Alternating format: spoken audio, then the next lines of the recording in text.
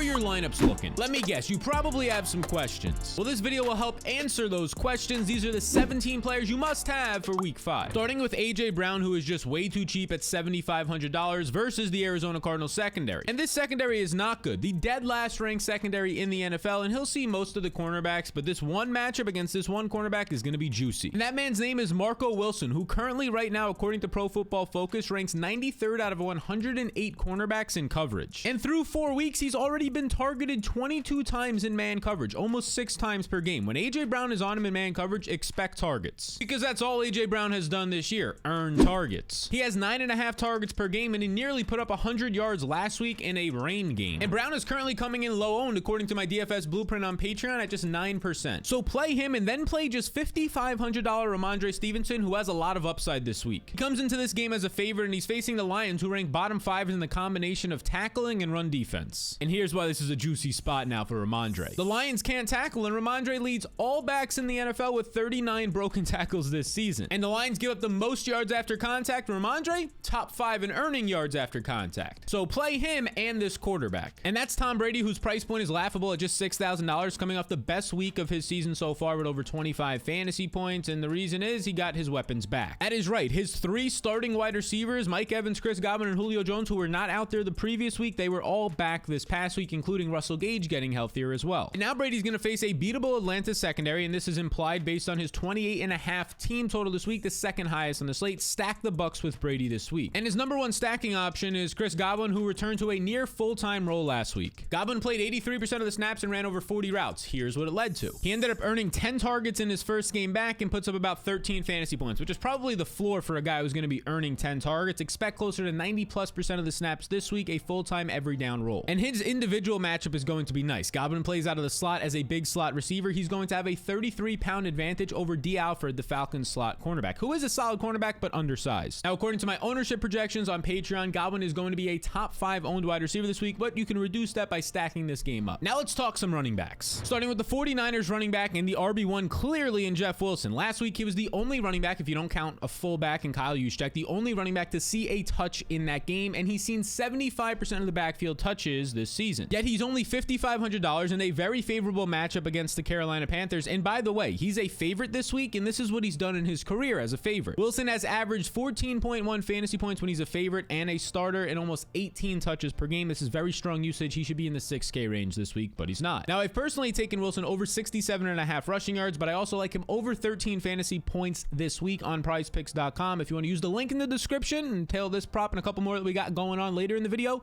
you'll get a free bet up to $100 on your first deposit. Use it or lose it in the description below. Now let's talk about another underpriced running back. And he's a little bit more expensive than Jeff Wilson, but $6,300 James Robinson should be very much so considered because he's facing the Texans run defense that ranks dead last, and they allow the most points to the running back position. And Robinson is a favorite this week. He hasn't done that many times in his career, but when he has, these are the results. In 5 games as a favorite, he averages 22.1 fantasy points per game and 19.8 opportunities per game. This is fantastic usage. So much so that I have him over 12 fantasy points this week, and I also really like his over 1.5 receptions prop. Again, you can take these with a free bet up to $100 with a quick link in the description below. Okay, let's talk about some stud receivers. And I'm talking about Stefon Diggs, who's $8,400 this week, and he's going to have a great one-on-one matchup. Now, it depends on where he is on the field against the Steelers, where the Bills are 14-point favorites, but he'll see some of Mullet in the slot, who ranks 76th out of 105 cornerbacks in coverage, according to PFF. But the even better matchup will come against Levi Wallace, who ranks 84th out of 105 cornerbacks in coverage. This is going to be probably half of his snaps in this game. And these matchups are much easier than what he's seen the last couple of weeks against the Ravens and Marcus Peters and Marlon Humphrey, and then Xavier Howard the week before that. This is going to be more so like his week 2 matchup against Tennessee and Roger McCreary. Oh yeah, where he went for 40+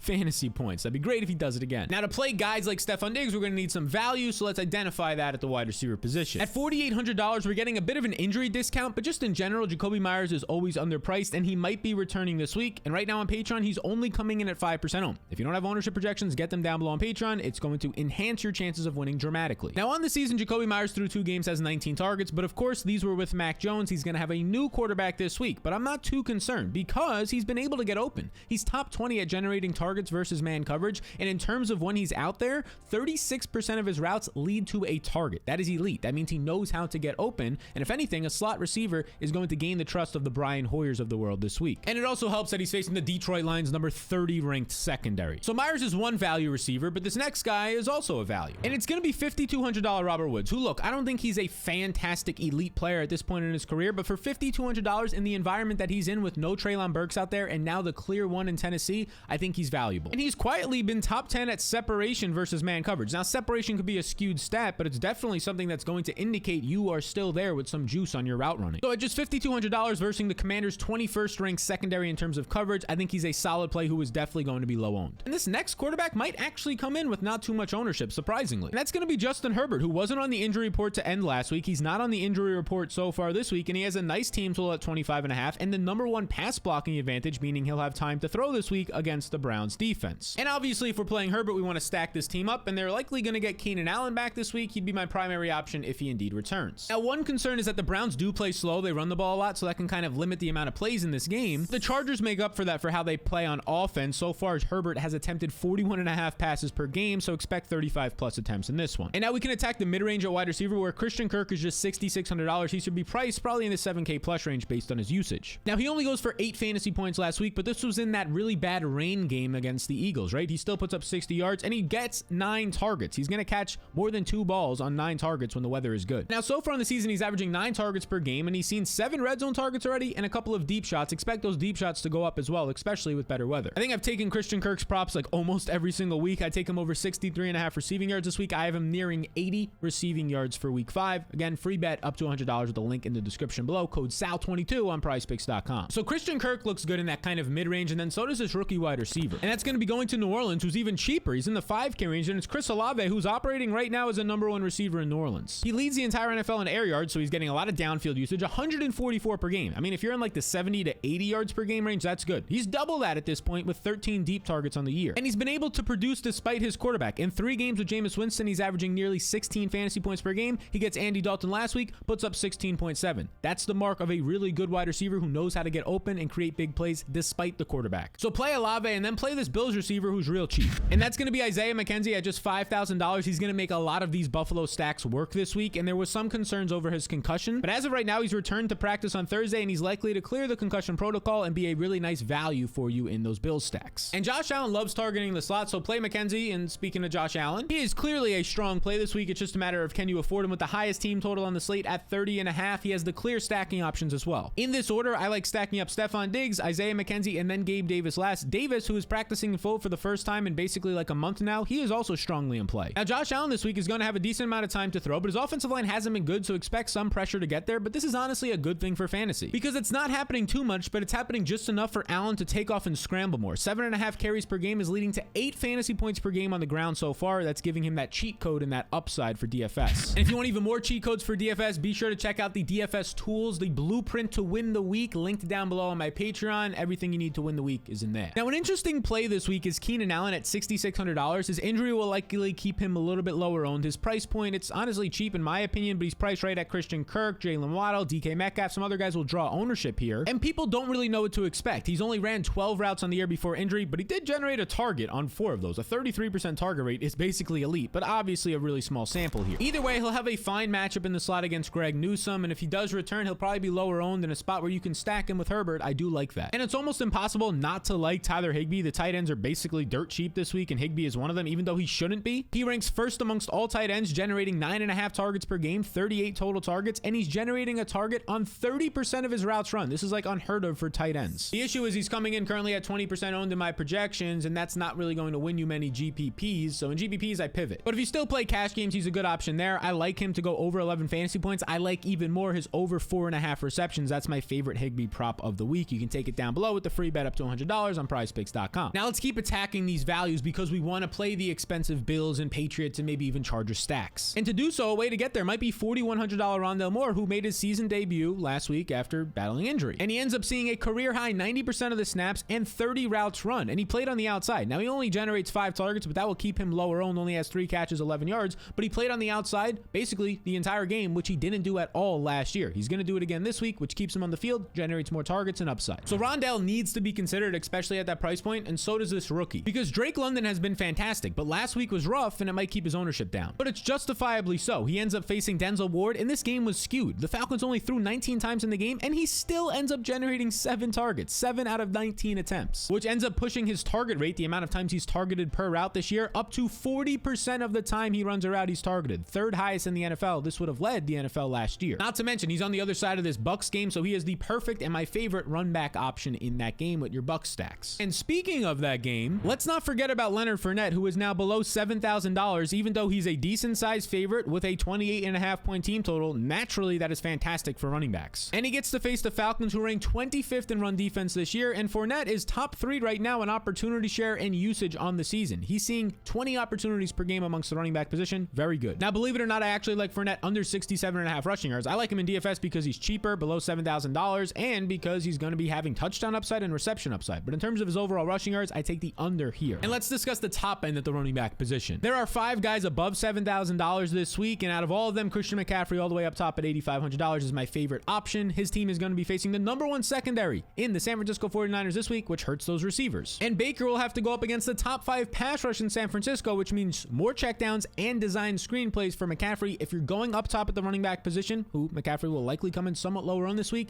he's the guy I'm choosing. And now in the mid-range, this might be the best option. And that's Jamal Williams, who's $6,500, and he's going to be the starter yet again because it seems like, according to Jeremy Fowler, that DeAndre Swift will not be returning more than likely until after the bye week in week 7, making Jamal the main back. And last week as the main back, Jamal Williams puts up 24 fantasy points, a couple of scores, 100 plus total yards, 22 opportunities. He looked legit. And he now faces the number 22 run defense in New England. And as a starter, when DeAndre Swift is out on the Lions, Jamal Williams now averages 13.5 fantasy points per game. Very solid. And speaking of solid, this dude is just my favorite tight end in the NFL, and he's a solid play this week. And that is Dallas Goedert, who's just $4,700 this week, and he's going to be coming in half or a third as owned as Tyler Higbee. And in my opinion, he has a lot of upside here because he's only averaging 5 targets per game, but he is the #1 efficiency tight end in terms of how he's getting his targets per route and his yards after the catch. 208 yards after the catch is 50 more than any other tight end. He's elite after the catch. Basically, the moment he sees a 7 or 8 plus target gain, he's going to be popping off at low ownership. And I want to be in before that happens, but maybe this next guy I'll hold off on. And that's going to be Kyle Pitts, who's $4,400 this week. He's another run back option, and that's why he's probably going to pick up a lot of ownership. 15% right now. My ownership projections is because people are going to play him in the run backs of stacks as a cheaper option. But he only has 29 routes run these past 2 weeks, 16 and 13. It has generated 12 targets though. I mean, the dude, when he's actually out there running a route, he's seeing a target on 30% of his routes. The problem is this team isn't throwing a lot and he's not running enough routes. So I would like to take a stab on him if he was low owned, but he's not low owned. So it's not worth the risk here, and this next quarterback might not be either. Because Matthew Stafford, he is cheap at $6,400, decent team total of 24.5, but he's picking up a good amount of ownership this week, and his clear stacking options are picking up a ton of ownership. Tyler Higbee and Cooper Kupp. So yeah, he might be a top 5 stack on paper this week, but without all that ownership, it's easier to go elsewhere to actually win a GPP. So you can go to Tom Brady instead, and then you can go to this mid-range RB. And that's Alvin Kamara, who is trending and expecting to play this week, and he looks like early on he might be a strong leverage. Now, he's already returned from injury one time this year, and he saw 22 opportunities, 15 carries, and 7 targets, which is strong usage and indicates that there's no other threats in this backfield to taking his touches. And it's a great spot as he faces the 29th ranked Seattle Seahawks run defense, and Andy Dalton, if he draws the start again, might actually be a benefactor for him because he checks down more than Jameis does. Now let's shift our attention to some more tight ends. And we can look at Gerald Levert, who's $4,200. He's a fair price point. There's only one way I want to play him though, and it's in these Chargers stacks. Because Everett's usage isn't consistent enough for me to just want to get to him without a stack. He's only running a route on 69% of Herbert's dropbacks. That's only 15th in the NFL. Basically league average usage at the tight end position.